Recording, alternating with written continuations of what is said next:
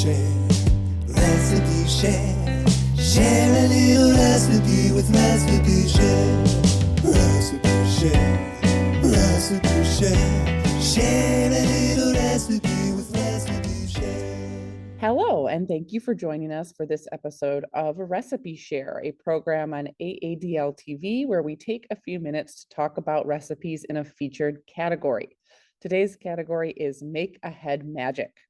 I'm Elizabeth, and as usual, I'm joined today by Beth and Katie to tell us about their recipes. I know Beth is very excited about hers, so Beth, why don't you tell us what you made? Okay, I will. I am thrilled to share this pie recipe that was introduced to me by our friend Jacob, and he called it a salted lemon pie. And I was like, And then he shared the recipe with me, it's called an Atlantic Beach Pie by Bill Smith. It's from Food 52. It's so easy. It takes 20 minutes. And the difference with this lemon pie or lime you could use is that it's a saltine cracker crust with a stick of unsalted butter, and it called for 3 tablespoons of sugar with it. I think I did about 2. And I did it both ways, by hand and pressing the crackers by hand, and also in a food processor. Either way, I think worked. I have a couple different pictures, but the one that I did by hand is a little more rustic looking. But boy, oh boy, is that good, you guys. It's this salty sweet, and so once you make your crust and you bake it for a few minutes, then you let it cool. And then in the meantime, you take 4 egg yolks and sweetened condensed milk and a half a cup of juice, lemon, lime, or both, and mix that up. And then you pour it in the cooled, doesn't have to be cold, but the cooled pie crust, and then you bake it for I think, now I don't remember if it was 20, 40 minutes. Anyway, not that long. So good. And then one mistake I made it twice in a few days, and it's toddler approved and adult approved, but I meant to put a little Maldon flaked salt on top and lemon zest, but I forgot one or the other, so I made it twice but it was still good. And then also we added whipped cream, and I thought about making a meringue since I had the whites, but I decided just to use that whipped cream. We already had it. And it's good to put on pie. So anyway, that was my Make Ahead Magic. I ended up taking it up north to some friends, and it did fine in the car. I had a little ice pack, but and then, like I said, shared it with the kiddos, and highly recommended. What is the consistency of the filling after it comes out of the oven? It's like a lemon meringue, like a lemon curd. It's just like a lemon curd, like a key lime. Yeah. Yum. I have not thought of a saltine crust before. I know, I haven't either. I can't believe I never have. It's just not I haven't bought saltine crackers in so long. Right. And it takes a sleeve and a third, they said, but I think with the second one, it was probably a little less than a third, but it didn't matter. Yeah. It's real forgiving. So yeah, that was really yummy.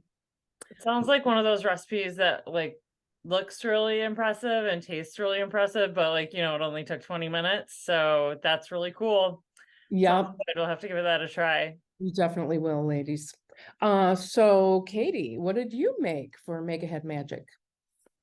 All right, so I'm sharing a recipe that is very kind of old to me. It's one of the first casserole recipes that I ever learned to make, and it's my go-to.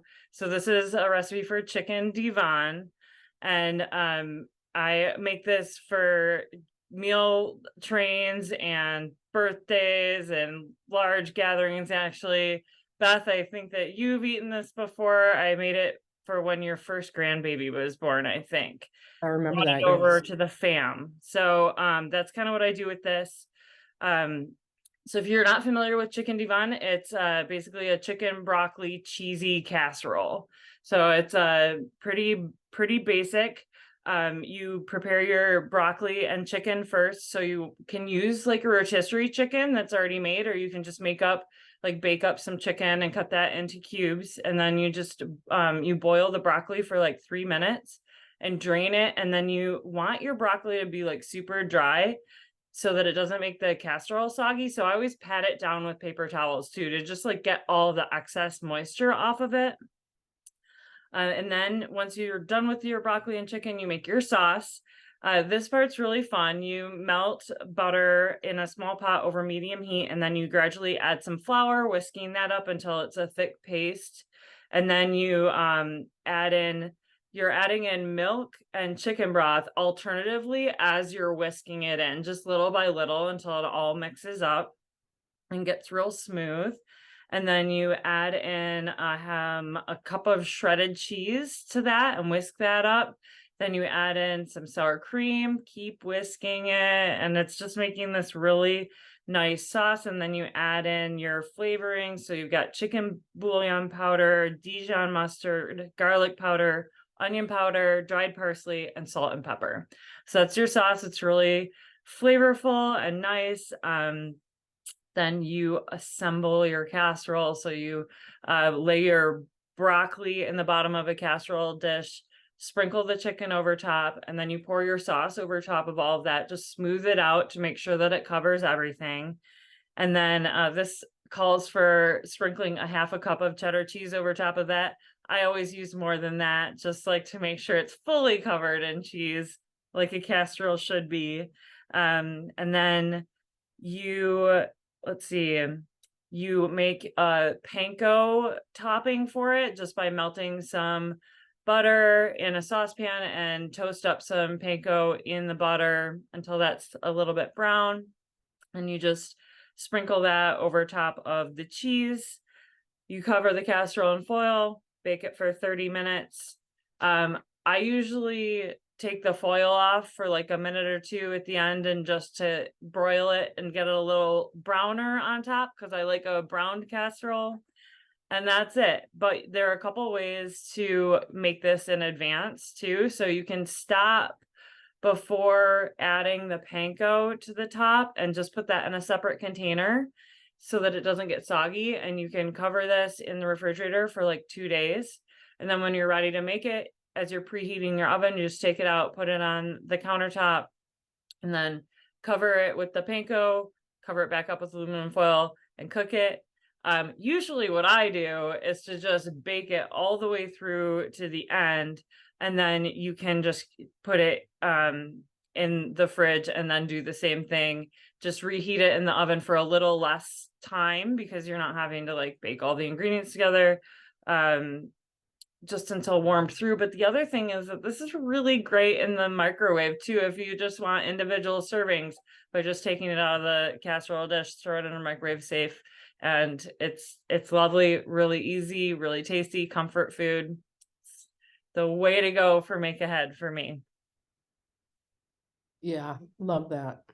That sounds super good. very I love a chicken broccoli bake, and the panko on top just gives that like crunch. And yep, that seems like exactly what I would want if I like had just had a baby or had like, was not feeling well or whatever. So Yeah, you could also freeze, like if you could freeze half of it too, if you made it for yourself, or for somebody else. Like if you had a big tray and eat some now, save some for later. Yeah, I actually never think of that, or if I do, I'm like, can you freeze casserole? But so yeah, it's good to know that that is an option for sure. Yeah, we do that a lot. Cool. And yeah, That's to great. plan ahead. Anyway, No, thank you. Thanks for very sharing. cool. All right, Elizabeth, tell us about your Make Ahead magic. I will. Okay, so this recipe is my own. but is kind of adapted from a variety of very simple bibimbap recipes. And the reason why I consider this make ahead is because I often will make the rice and the veggie components ahead of time, store them, and then assemble it, either like the following day or later that night, or, they keep fine. And the only thing that you do at the end is I make a fried egg. So anyway, basically make some rice like you normally would. I usually use brown just because I prefer it. And then the way I make bibimbap is just with a bunch of different veggies. I rarely use any protein, though of course you can. So I use shredded carrots, bean sprouts, usually some zucchini that I've sliced into like thin sticks, mushrooms, green onion, and spinach. And I usually chop up multiple cloves of garlic and throw that in with the different veggies too. And I cook it really simply. I just heat some oil in a pan till it's hot, add the veggies one by one so that they kind of stay separate, and then throw in some soy sauce so that they kind of absorb that. And then basically I just take a big, like long rectangular Tupperware and kind of put them in like sections in that, and then they're good to go. And like, honestly, I find that if they're in the fridge, like they kind of absorb the flavors a little more and they keep just fine. And then when you want to make it, when you actually want to eat it, get some rice, put the veggies on, throw that in the microwave or, however you want to warm it up. And then while you're doing that, I make a fried egg and it's good to go. So it really takes 4 minutes by the time you're actually eating it. I usually throw a spoonful of gochujang on top and some sesame seeds. I have a couple photos here. One of the veggies that I've like plated out after taking them back out of the fridge, and then one of my bowl of bibimbap. I feel like it's not really a traditional make ahead thing, but I found that it works well, and that if you cook the veggies and keep them in the container, it's totally fine for several days. And it's really easy to warm up and then throw that egg on and it tastes fresh and good. So yeah, I do that often. And I mean, sometimes if I have time, I'll just, of course, eat it when it is ready as well, but it also keeps just fine for several days in the fridge. And sometimes I actually make like way more than I need, have it for dinner, and then plan to have it several days later as well. So it's not, I know there's a lot more involved in like the spicing of real bibimbap, but like for me, this is an easy go-to healthy dinner with a lot of veg, and packs great for lunch, all that. So that is what I did for Make Ahead Magic. Sounds really yummy. You could, I was thinking you could actually make it not with the egg, but like for lunch, you could, and have it sit out. You could have it and get to room temperature. Oh, absolutely. Yeah. And like, be if I take it for lunch, the egg doesn't really happen. Yeah, but you that's could. okay. It's You still can good. microwave. Yeah. Yeah, Yeah. very nice.